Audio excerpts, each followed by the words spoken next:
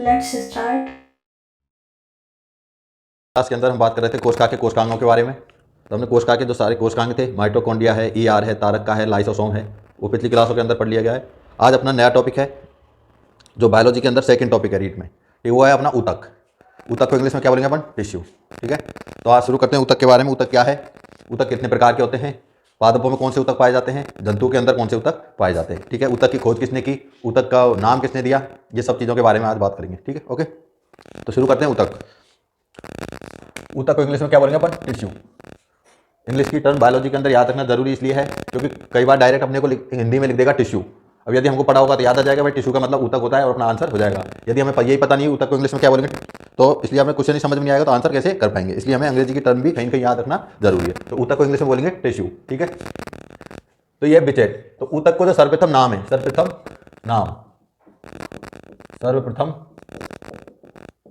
नाम दिया, तो बिचेट के द्वारा ऊतक को सर्वप्रथम ऊतक नाम दिया गया। यानी अपने से क्वेश्चन पूछ लिया एग्जाम के अंदर कि भाई ऊतक को ऊतक नाम किसने दिया, तो सर्वप्रथम किसने नाम दिया था? बिचेट के द्वारा ऊतक को ऊतक नाम दिया गया था। ठीक है, इसके बाद हिस्टोलॉजी यानी ऊतक का जो अध्ययन है, यानी जैसे अपन कोई भी चीज़ है उसका क्या करेंगे? स्टडी करेंगे। तो स्टडी करने की जो शाखा है उसको क्या बोलेंगे? ब्रांच। यानी क्या उस ब्रांच को अपन क्या कहेंगे? तो ऊतक का जो अध्ययन करने की जो ब्रांच है उसको क्या बोलेंगे अपन? हिस्टोलॉजी। हिंदी में बोलेंगे औतिकी। क्या बोलेंगे? औतिकी, यानी स्टडी ऑफ टिश्यू। क्या लिख सकते हैं अपन? The study of tissue. Study of tissue, study of tissue क्या कहलाती है? हिस्टोलॉजी। यानी ऊतक का अध्ययन करना, ऊतक का अध्ययन करना क्या कहलाता है? हिस्टोलॉजी। कई बार एग्जाम में पूछा जाता है कि ऊतक का जो अध्ययन है वो क्या कहलाता है, तो अपना आंसर क्या होगा? हिस्टोलॉजी। अब इसके बाद है मार्सेलो सेल्पीथी। तो मार्सेलो सेल्पीथी कौन है? इनको क्या है? फादर ऑफ हिस्टोलॉजी बोला जाता है। फादर ऑफ हिस्टोलॉजी यानी औतिकी के पिता, औतिकी के पिता यानी फादर ऑफ हिस्टोलॉजी। क्या बोलेंगे इनको? Father of histology, father of histology. तो फादर ऑफ हिस्टोलॉजी कौन है? मार्सेलो सेल्पीथी।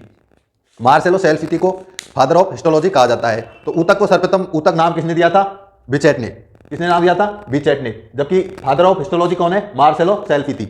मार्सेलो सेल्पीथी को जो हिस्टोलॉजी है उसका क्या बोला जाता है? पिता में या फादर ऑफ हिस्टोलॉजी। ठीक है, तो दो बात अपने को याद रखनी है। सबसे पहली बात कि अपने ऊतक है, इसको ऊतक नाम सर्वप्रथम किसने दिया था? नाम दिया था बिचेट के द्वारा। ऊतक की जो अध्ययन है स्टडी ऑफ टिश्यू क्या कहलाता है? हिस्टोलॉजी। इसके बाद है मार्सेलो सेल्पीथी। तो मार्सेलो सेल्पीथी कौन है? Father of histology. ठीक है, बाबा उल्टा याद रखेंगे तो अपने को लंबे समय तक चीजें याद रहेंगी। ठीक है, तो फादर ऑफ हिस्टोलॉजी कौन है? मार्सेलो सेल्पीथी। इसके बाद जो ऊतक है, ऊतक जंतु ऊतक, पादप ऊतक, सरल ऊतक और जटिल ऊतक। यानी जो जंतु हैं, पादप हैं, उनके अंदर डिफरेंट टाइप के ऊतक उपस्थित होते हैं। प्रत्येक ऊतक का जो कार्य है वो अपने हिसाब से अलग अलग कार्य होता है। किसी ऊतक का कार्य वृद्धि करना है, किसी का मोटाई में वृद्धि करना है, किसी के अन्य कार्य हैं। ठीक है, तो बात करेंगे अपन सबसे पहले जंतु ऊतक की। किसकी? जंतु ऊतक की। आगे जो नेक्स्ट बढ़ेगा अपन पादप ऊतक, सरल ऊतक, स्थायी ऊतक। तो पादप ऊतक जो होते हैं दो प्रकार के होते हैं, एक जो विभेदित ऊतक होते हैं, एक स्थायी ऊतक होते हैं। तो जो पहले वाले पढ़े थे अपने विभेदित ऊतक, उसमें क्या होता है कि उनमें विभाजन नहीं होता, सॉरी विभाजन होता है। स्थायी ऊतक जो है उनमें विभाजन नहीं होता। ठीक है, जैसे स्थायी ऊतक में कौन आता है? अपने जाइलम और फिलोएम। ओके, तो बात करते हैं अपन जंतु ऊतक की। किसकी? जंतु ऊतक। तो जंतु ऊतक को अपन चार टाइप से पढ़ेंगे। कितने टाइप से पढ़ेंगे? चार टाइप से। नंबर एक है संयोजी ऊतक, दूसरा तंत्रिका ऊतक, तीसरा पेशीय ऊतक और चौथा उपकला ऊतक। ठीक है, तो जंतु ऊतक जो है अपने कितने टाइप के होते हैं? चार टाइप के। नंबर एक है अपना संयोजी ऊतक, दूसरा है तंत्रिका ऊतक, तीसरा पेशीय ऊतक और चौथा उपकला ऊतक। तो जंतु होते हैं, जो प्राणी होते हैं, उनमें चार टाइप के ऊतक होते हैं। कितने टाइप के? चार टाइप के। नंबर एक संयोजी ऊतक, दूसरा तंत्रिका ऊतक, तीसरा पेशीय ऊतक और चौथा उपकला ऊतक। अब इनको सबको अलग अलग देखते हैं। जो संयोजी ऊतक है, कनेक्टिव टिश्यू, इंग्लिश में क्या बोलेंगे इसको? Connective tissue. तो आगे चल के ये कितने होते हैं संयोजी? तीन। संयोजी ऊतक कितने होते हैं? तीन। एक तो होती है अपनी त्वचा, स्किन। स्किन जो होती है, स्किन को क्या बोला जाता है? संयोजी ऊतक, कनेक्टिव टिश्यू। दूसरा है बोन, सॉरी ब्लड। ब्लड भी क्या है? एक संयोजी ऊतक है। और तीसरा है बोन। अपने को एग्जाम में अभी जो लास्ट सीईटी का जो एग्जाम हुआ था उसके अंदर क्वेश्चन पूछा था कि निम्न में से कौन सा संयोजी ऊतक नहीं है? निम्न में से कौन सा संयोजी ऊतक नहीं है? तो ये तीन ऑप्शन थे, त्वचा, ब्लड और बोन, तीन ऑप्शन थे और एक लास्ट में कोई अन्य ऑप्शन था। ठीक है, तो वही उसका आंसर था।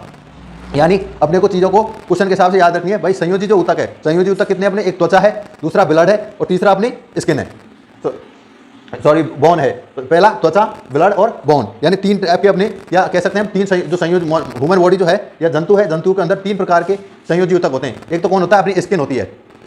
संयोजी का मतलब क्या होता है? कनेक्ट करना। तो कनेक्ट करने का कार्य कौन करता है? अपनी स्किन। संयोजी ऊतक एक त्वचा, दूसरा होती है ब्लड। ब्लड भी क्या करता है? पूरी बॉडी के अंदर फ्लो होता है, जिससे क्या करता है? चीजों को एक दूसरे से कनेक्ट करने का कार्य करता है। इसके बाद बोन है। बोन भी एक दूसरे से क्या होती है? कनेक्ट होती है। इसलिए इनको तीनों को क्या नाम दे दिया एक साथ? संयोजी ऊतक। तो ये लास्ट एग्जाम में पूछा गया, इसलिए और एग्जाम की दृष्टि से भी इंपॉर्टेंट है कि निम्न में से संयोजी ऊतक है या नहीं है। तो है तो अपना त्वचा, ब्लड और बोन, इन तीनों में से होगा, नहीं है तो कोई तीसरा अदर ऑप्शन हो जाएगा। ठीक है, इसके बाद है तंत्रिका ऊतक।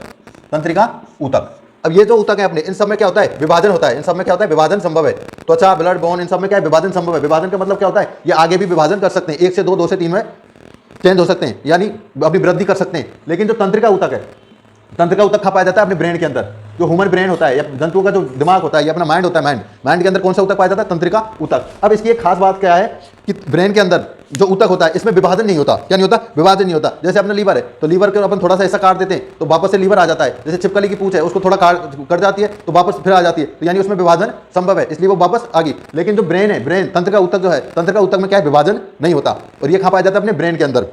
यानी हम बात करेंगे तंत्रिका ऊतक की, तो तंत्रिका ऊतक कहाँ मिलेगा, अपने ब्रेन के अंदर, और इसमें विभाजन संभव नहीं है। क्या होता है इसमें, लिख देते हैं हम, विभाजन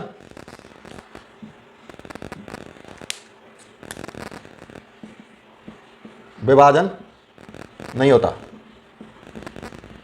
विभाजन नहीं होता। ठीक है, तो ये जो तंत्रिका ऊतक है, तंत्रिका ऊतक के अंदर विभाजन नहीं होता है। तो अपने ब्रेन है, तो इसलिए तो कहते हैं जब भी बाइक चलाते हैं तो क्या हेलमेट लगाना जरूरी होता है, क्योंकि यदि एक बार जो ब्रेन का ये तंत्रिका ऊतक नष्ट हो गया तो आदमी कहाँ सीधा स्वर्ग से दायर जाएगा, क्योंकि इसमें विभाजन संभव नहीं है। एक बार नष्ट होने के बाद वापस इसकी जो वृद्धि करने की क्षमता है वो नहीं होती। तो इसलिए हमेशा सर को बचा के रखना चाहिए। जब भी कोई कार्य करते हैं तो हमेशा सर पे हेलमेट पहना जाता है। क्यों इसलिए पहना जाता है कि भाई पैर टूट गया तो वापस ठीक होने की संभावना है, हाथ टूट गया तो भी ठीक होने की संभावना है। लेकिन एक बार जब माइंड में कुछ हो गया गड़बड़, माइंड में जो तंत्रिका ऊतक है ये खत्म हो गया, तो वापस से आदमी का ठीक होना संभव नहीं है, वो वापस सीधा ऊपर ही जाएगा। ठीक है, तो इसलिए जो तंत्रिका ऊतक है ये कहाँ पाया जाएगा, केवल और केवल ब्रेन के अंदर तंत्रिका ऊतक उपस्थित होता है। तो ये एग्जाम की दृष्टि से भी इंपॉर्टेंट है कि भाई जो अकेला ऊतक है जिसमें क्या इसमें विभाजन नहीं होता, क्या नहीं होता, इसमें विभाजन नहीं होता, और जंतुओं के अंदर कहाँ पाया जाता है, ये ब्रेन में। ठीक है, तो अच्छे से याद रखना इसको। इसके बाद आता है पेशीय ऊतक। पेशीय ऊतक जो अपनी मांसपेशियां होती हैं शरीर की, मांसपेशियों के अंदर कौन सा ऊतक पाया जाता है, पेशीय ऊतक। आगे इनके बारे में और नेक्स्ट अभी देखेंगे नेक्स्ट क्लास के अंदर, लेकिन अभी सिर्फ हम इसका क्या कर रहे हैं, ऊतक के बारे में समझ रहे हैं, ऊतक क्या है, कितने टाइप का होता है। ठीक है, तो जो पेशीय ऊतक है, पेशियां किसमें होती है, मांसपेशियां। और कौन कौन सी मांसपेशी में कौन से ऊतक होते हैं, कैसे कैसे कार्य करते हैं, वो नेक्स्ट क्लास के अंदर देखेंगे। अभी सिर्फ इतना याद रख लीजिए, जो पेशीय ऊतक है वो कहाँ होता है, मांसपेशियों के अंदर। उपकला ऊतक, तो उपकला ऊतक ये क्या, कवरिंग टिश्यू है। क्या करता है, कवरिंग टिश्यू, यानी कवर करने का कार्य क्या करता है। जैसे आपने कोशिका पढ़ी थी लास्ट, तो कोशिका में कोशिकांग पढ़े थे, उन सब कोशिकांगों के ऊपर क्या थी, झिल्लियां थी। कोई डबल लेयर थी, किसी पे ट्रिपल लेयर थी। ठीक है, तो सब पे क्या थी, झिल्लियां थी।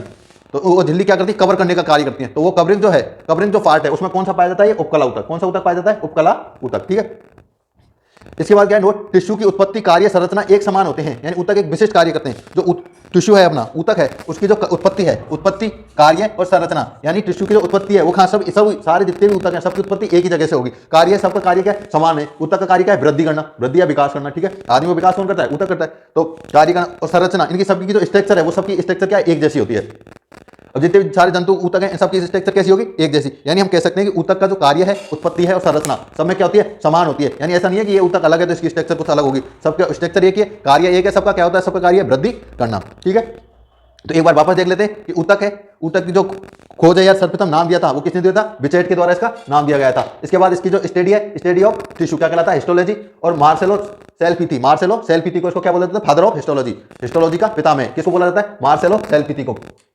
इसके बाद जो जंतु ऊतक, हमने जो ऊतक है उनके टाइप देखे थे भाई। जंतु ऊतक और दो टाइप के होते हैं, एक जंतु ऊतक, दूसरा पादप ऊतक। आगे नेक्स्ट पढ़ेंगे। पादप ऊतकों में दो टाइप के होते हैं, एक विभजोतक और दूसरे स्थायी ऊतक। स्थायी ऊतक भी अलग होते हैं, विभजोतक भी 4-5 तरीके के ऊतक होते हैं। ठीक है, अब इसके बाद फिर सरल ऊतक और जटिल ऊतक। कुछ ऊतक ऐसे होते हैं जो सरल होते हैं, जिनकी संरचना वगैरह क्या सिंपल होती है। कुछ जटिल होते हैं, उनके कार्य भी क्या होते हैं, जटिल होते हैं। तो हमने सबसे पहले बात की थी जंतु ऊतक। जंतु ऊतक 4 प्रकार के थे, एक संयोजी, दूसरा तंत्रिका, तीसरा पेशीय, चौथा उपकला ऊतक। संयोजी के अंदर हमने 3 पढ़ा था, एक त्वचा, दूसरा ब्लड और एक बोन। इसके बाद हमने देखा था तंत्रिका ऊतक जो किसके अंदर पाया जाता है, केवल केवल ब्रेन में। तो इसकी खास बात क्या थी कि इसमें विभाजन संभव नहीं होता, इसलिए ब्रेन को हमेशा क्या है, सुरक्षित रखना जरूरी होता है। ब्रेन बच गया तो आदमी बचा रहेगा, बाकी एक बार ब्रेन नष्ट हो गया तो अपना कुछ भी बचा रहे, सब आदमी ऊपर ही जाएगा। ठीक है, इसके बाद है पेशीय ऊतक। तो पेशीय ऊतक क्या है, मांसपेशियों के अंदर पाया जाता है। और उपकला ऊतक क्या है, कवरिंग टिश्यू। हमने देखा था कि जितनी भी अपनी कवरिंग पार्ट है बॉडी के अंदर, जो भी कवरिंग पार्ट है वो उसमें कौन सा ऊतक पाया जाएगा, अपना उपकला ऊतक। और हमने देखा था कि टिश्यू जो है, टिश्यू के अंदर इनकी जो उत्पत्ति है, संरचना है और कार्य क्या होते हैं, एक समान होते हैं। ठीक है, इसके बाद नेक्स्ट इन सबके बारे में डिटेल से देखेंगे और पढ़ेंगे अपन पादप ऊतकों के बारे में। पादपों में 2 टाइप के ऊतक होते हैं, आपको बता दिया था कौन से होते हैं, और विभजोतक में कौन कौन होते हैं, और स्थायी ऊतक के अंदर कौन कौन होते हैं, उन सबके क्या कार्य होते हैं। ठीक है, तब तक के लिए थैंक यू।